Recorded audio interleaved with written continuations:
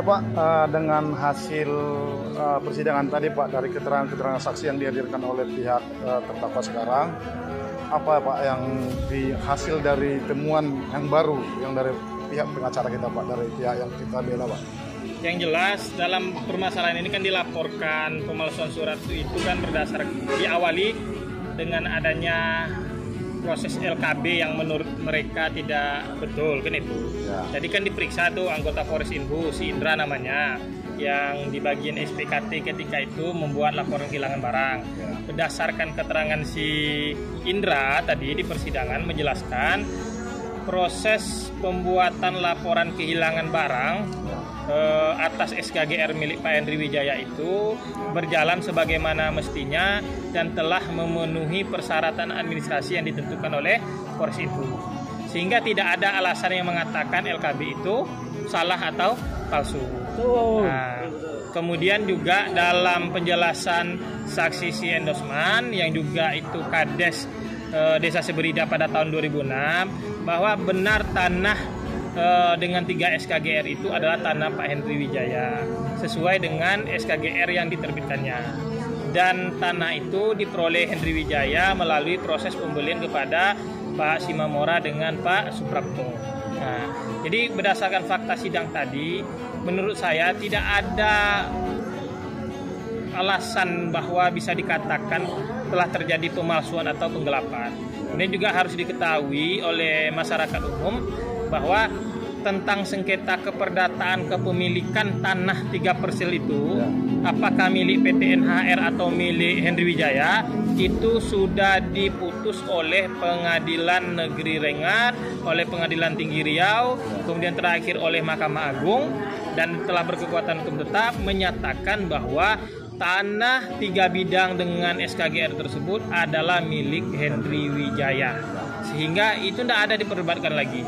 Kemudian juga sporadik yang diterbitkan oleh Bu Kades itu masih milik atas nama Henry Wijaya. Jadi tidak ada peralihan nama dari SKGR kepada orang lain. Dari SKGR itu Henry Wijaya, sporadik juga Henry Wijaya, dengan luasan dan sepadan yang tetap sama.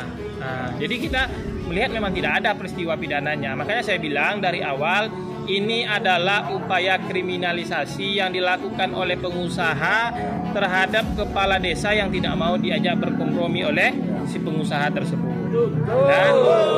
Dan dalam waktu dekat kami juga sudah merencanakan untuk ke Mabes Polri dengan Kejaksaan Agung untuk melaporkan oknum penyidiknya dan oknum jaksa peneliti terhadap perkara ini. Ada Pak, satu lagi, ada nggak yang kesulitan yang diberikan saksi yang dari pihak, kalau nggak salah dari NHR yang namanya Ucen ya Pak, atau Bu Ince, yang dimana dia katakan aset itu berupa dengan ada bahasa pra aset dan belum jadi bahasa DIPA. Bagaimana pihak dari Bapak menanggapi ini? Pra operasional dan aktiva. Jadi kalau terkait itu, kami memegang laporan keuangan perusahaan PT NHR. Dalam laporan keuangan perusahaan PT NHR itu tidak ada aset itu berupa tanah dengan SKGR itu. Aset PT NHR itu adalah berupa tanah dengan dasar suratnya itu HGB.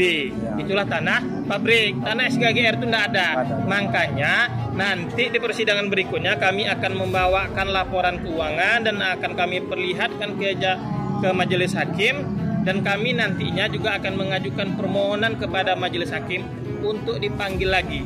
Dan kalau keterangan si Lince itu tidak sesuai dengan data-data yang ada, kami akan mengajukan untuk ini ditetapkan sebagai keterangan palsu nanti di persidangan. Itu saja. Untuk terakhir Pak, dengan melihat kondisi anak dari Bu Kades sekarang ini, yang dimana Pak pengacara tadi menyampaikan bahwa ini kriminalisasi. Apakah nggak ada upaya dari pihak pengadilan atau pihak PJU untuk tahanan luar, karena belum bisa sejauh kita ikutin juga permasalahan ini, tidak ada satupun data menurut Pak PH membuktikan bahwa ini ada delik pidananya. Ya, begini, kami telah mengajukan permohonan penangguhan penahanan terhadap Bu Kades kepada majelis hakim. Tetapi sampai hari ini majelis hakim belum ada mengeluarkan keputusan apakah itu dikabulkan atau ditolak. Kalau kami menghimbau saja kepada majelis hakim untuk mengetuk hati nurani majelis hakim yang memeriksa perkara ini, coba lihat anak-anak ini, artinya kami minta ini ditangguhkan penahanannya karena alasannya jelas bahwa ibu ini tidak akan ada mengulang peristiwa ini lagi, tidak mengulangi peristiwa pidana, dan barang bukti itu ada pada kejaksaan. Tidak ada ceritanya menghilangkan barang bukti, itu tidak ada. Dan kemudian kalau diceritakan mau melarikan diri itu juga kan tidak ada, bahwa Bu Kades selama proses juga kooperatif dan dia juga sebagai pejabat pemerintahan selaku kepala desa jelas tempat tinggalnya di mana. Dan kemudian juga kita telah melampirkan juga surat penjamin dari suaminya.